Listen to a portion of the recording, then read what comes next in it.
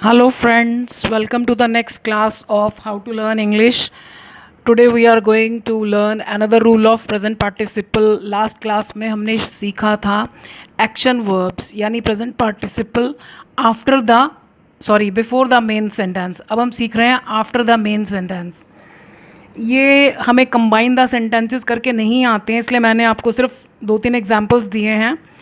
जैसे अब आप ये सेंटेंस देखिए, the interviewer ended the interview, ये मेन सेंटेंस है.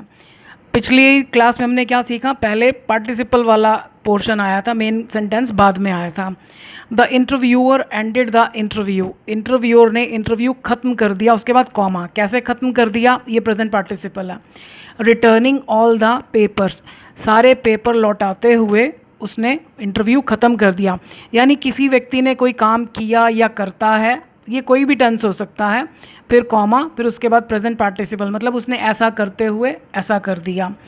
माई फ्रेंड्स कॉन्ग्रेचुलेटेड मी, मेरे फ्रेंड्स ने मुझे बधाई दी, फिर कॉमा. कैसे बधाई दी, शेकिंग हैंड्स विद मी, मेरे साथ हाथ मिलाते हुए.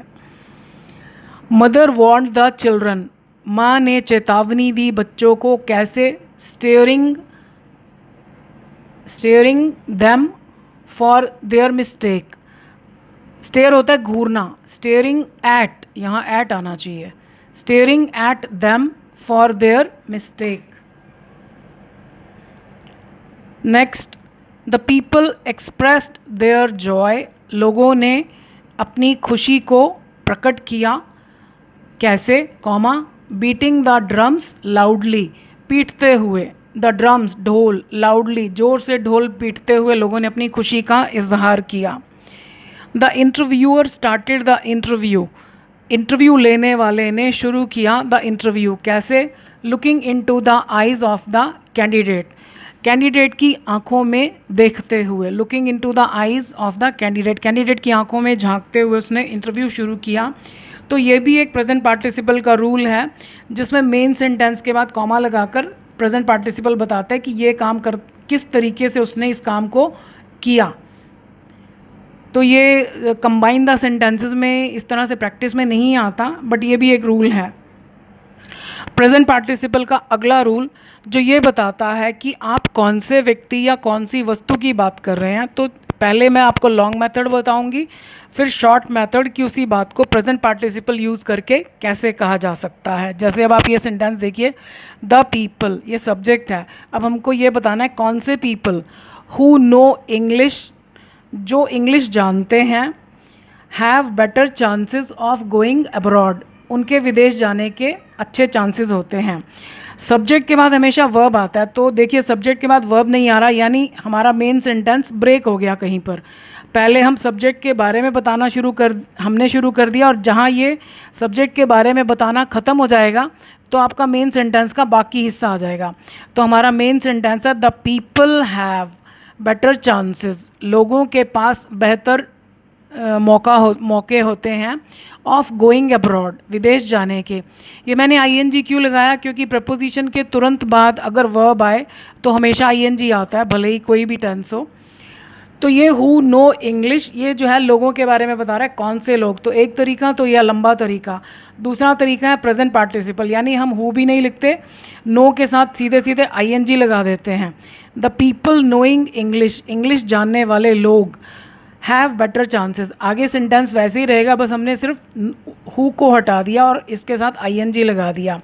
सो आपको जब भी किसी भी नाउन के, खास तौर पर सब्जेक्ट के तुरंत बाद आईएनजी नज़र आए तो समझ जाइए कि वो आपका मेन सेंटेंस नहीं है, क्योंकि ऐसा कोई टेंस नहीं है जिसमें सब्जेक्ट के तुरंत बाद आईएनजी आए. ये हमारा मेन सेंटेंस ये है कि the people have better chances, ये है आपका main sentence. The children who are waiting for the bus, जो बच्चे बस की इंतज़ार कर रहे हैं. वॉन्ट, ये इसका आगे का हिस्सा है. The children want to go to school, वो बच्चे स्कूल जाना चाहते हैं. अब हम शॉर्ट में कैसे लिखेंगे, द चिल्ड्रन, हमने हु को निकाल दिया, आर को भी निकाल दिया, क्योंकि जो काम हो रहा है हमको उसके साथ आईएनजी लगाना है, हमें आर का बीइंग नहीं करना. The children waiting for the बस, ये प्रेजेंट पार्टिसिपल का बीच में ग्रुप आ गया। Main sentence, the children want to go to school, बच्चे स्कूल जाना चाहते हैं। कौन से बच्चे? बस की प्रतीक्षा करने वाले। तो ज़्यादातर क्या होता है कि सिंपल प्रेजेंट टेंस और प्रेजेंट कॉन्टिन्यूस में जब भी एक बीच में छोटा सेंटेंस बना होता है तो उसको हम शॉर्ट में प्रेजेंट पार्टिसिपल में चेंज कर सकते हैं। The child who is being beaten, ये पैसिव वॉइस है, बीइंग बीटन। ये रूल्स मैं उन लोगों के लिए कर रही हूँ जो लोग एडवांस लेवल की ग्रामर सीखना चाहते हैं, तो मैं ये मानकर चल रही हूँ कि आप लोगों को पैसिव वॉइस पता होगा। The child who is being beaten, वो बच्चा जिसको पीटा जा रहा है, has not committed any mistake, उसने कोई गलती नहीं की है। कमिट मीन्स होता है करना, गलत काम करने के लिए डू नहीं आता, यहाँ पर आप हैज़ नॉट डन नहीं लिख सकते, has not committed any mistake. तो हमारा मेन सेंटेंस है the child has not committed any mistake, बच्चे ने कोई गलती नहीं करी है। कौन सा बच्चा?